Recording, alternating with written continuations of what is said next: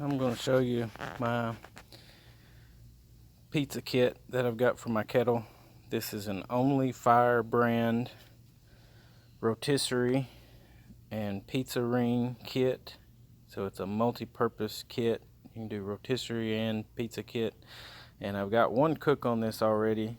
And for anybody that orders one of these, I'm going to show you the drawbacks to it, what you need to do to get it working right. So it comes with these little risers that attach to where your grate normally sits, and that raises your grate up to where it's level with the lip. So there's 4 of those, and you put those on first. I just bank my coals around the back. I've got just the leftover coals that was from the last cook, and then I add some fresh coals on top of that. So that's going to be the back. I've got a fresh pan in front, and that's going to divert the air underneath it, so the air would be directed more towards where the fire is going to be. And then you set your it comes with the pizza stone, and you set that up right here at the front where you're going to load and unload your pizzas. And you leave a gap in the back for the fire to come up.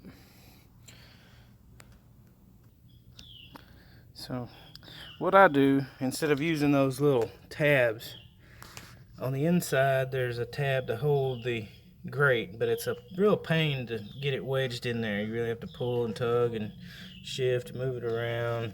You got to get down on these little holders, and there's a bunch of little things you have to clear. But when you get it all set up, it's worth the extra effort, because those little risers that come with it are real flimsy, and it's just kind of wonky. So this is the better way to go. Just go ahead and wedge your grate in there. Now what this kit's missing from some of the other pizza kits is a heat deflector that goes on top. If you'll look up some of the more expensive kits that you can get for a kettle, like the Kettle pizza brand, it comes with a heat deflector. It's almost like a solid griddle with little holes in the side. So that's what this is missing. So the way around that is, if you have an extra grate from your grill, this is from, I have a Smoky Mountain, same size as this one. Just take the grill out of that and grate out of that and put it on top. You can order a Kettle griddle that's the same size as the grate, and I don't think they're really expensive. I think Hunsaker makes them for like $30-something shipped, so it's a really good deal. I don't have one, so I'm gonna make this work without it. So I'm gonna take this, turn it into a heat diffuser. I'm gonna put aluminum foil over the top, kind of wrap it around and leave these sides open, just like the Kettle Pizza Deluxe. That's kind of how their heat deflector is. And then I'm gonna take a cast iron pan and put it right over the top here. So what that does, as the heat and the flames come up from the back, it's gonna hit this deflector and keep the heat over the top of the pizza. That keeps you from having to have as hot of a fire inside, and hopefully will help protect the lid of the kettle. So I noticed the first time I did it, I about melted my handles on the lid because it got so hot. I had to get it so hot with no deflector here, and the heat was coming all the way through the lid. It just got really, really hot. So if you've got any probes, like temperature probes, you want to take them out before you do this, even for the heat deflector, because this thing gets super hot when you're cooking pizzas. And I'll get this heat deflector set up, and then I'll just come back. So I'm going to take a cast iron pan, set it over the top, more to the back, to catch those flames and bringing them over this way. This is just the least used cast iron pan I have, so I'm not too worried about it getting damaged. If it does, I'll just re-season it, but I don't use this one as much as my others. So and it's big. It's a 12-inch square, and I don't know if I need to put it this way or this way. So I think this is going to be a little better here.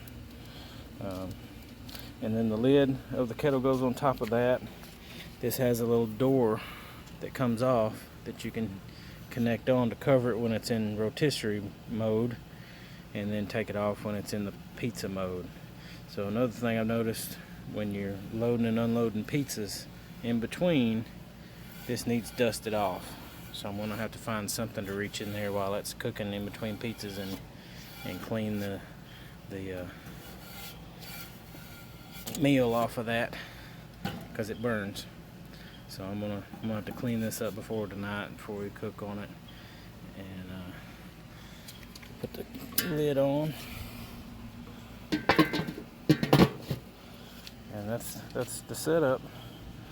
And you can kind of see this little spot right there on the first cook. This thing was actually melting. It's just wanting to fall right off. See from the back, some of it's melted right through there. So it was taking and the handle was getting really, really hot. I was afraid it was going to damage and crack off. So we'll see if this setup helps, and it should, because like I said, the other kits that you get comes with a little heat deflector, and I think that's going to be perfect to keep that fire down right over the top of the pizza. May even be able to scoot this in a little bit more to get it. So I'm just getting it set up right now, and then when we come back, we'll be making some pizzas. So we're going to start this off with about 3/4 of a chimney of charcoal, and I'm going to let that come up just about fully lit. So I've got the chimney dumped in and threw a couple of pieces of wood on top of the lit coals, so you can see the fire's just now getting started up. And now I'm going to go get my pizza ready and get the first one on. So this is my first pizza going in. It's margarita. It's sliding. We're going to put it right in, just like that. Now this kit comes with this little thin pizza peel, and it's really handy for getting in there and picking the pizza up, bringing it out, turning it, and putting it back in. So we're going to use it. You can see the flames. Looks like my deflector is doing what I want it to. Let's move the pizza stone just a little bit closer. This is the first pizza, so it's probably going to take a little bit longer.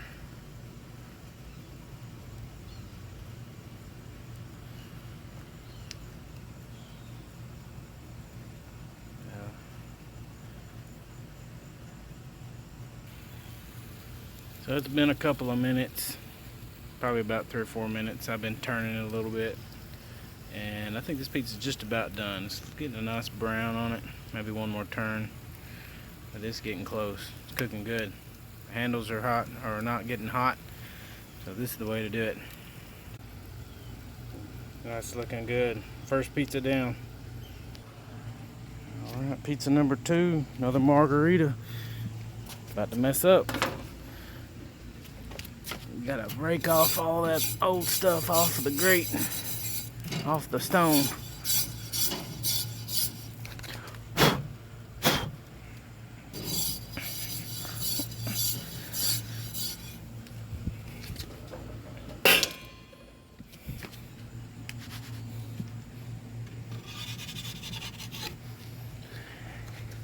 And I found the trick is to let the pizza crust cook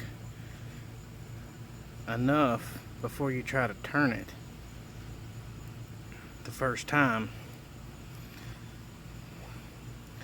So if you don't, the other end of this end will be doughy, and then it'll stick to your peel.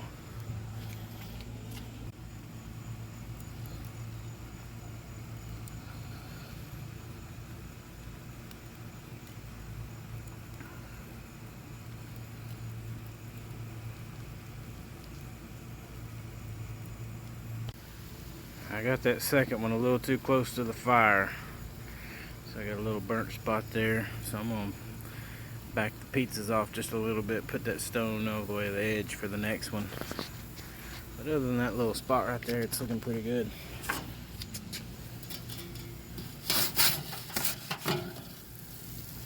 Yeah, that looks good.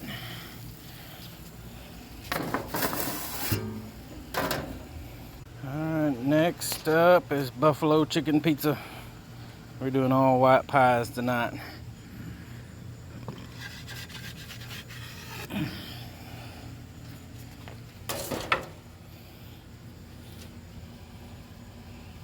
The top handle's starting to get just a little bit warm. We still got a fire, so that's good.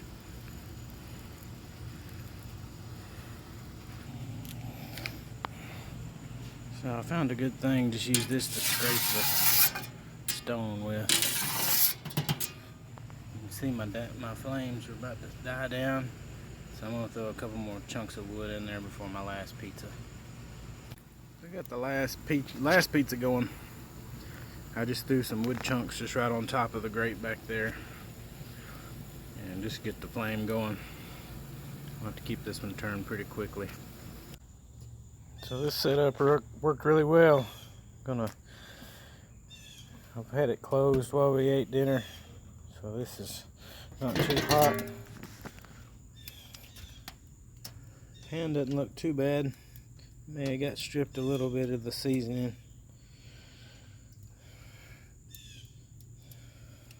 But I think it's going to be okay. This setup worked really good. Did just like I expected it to. The pizza's really well. So if you get one of these kits and you do the pizza, this would be the way to go. I'll do another video with the Rotisserie. I've used it a couple of times and it works really, really well. Thanks for watching.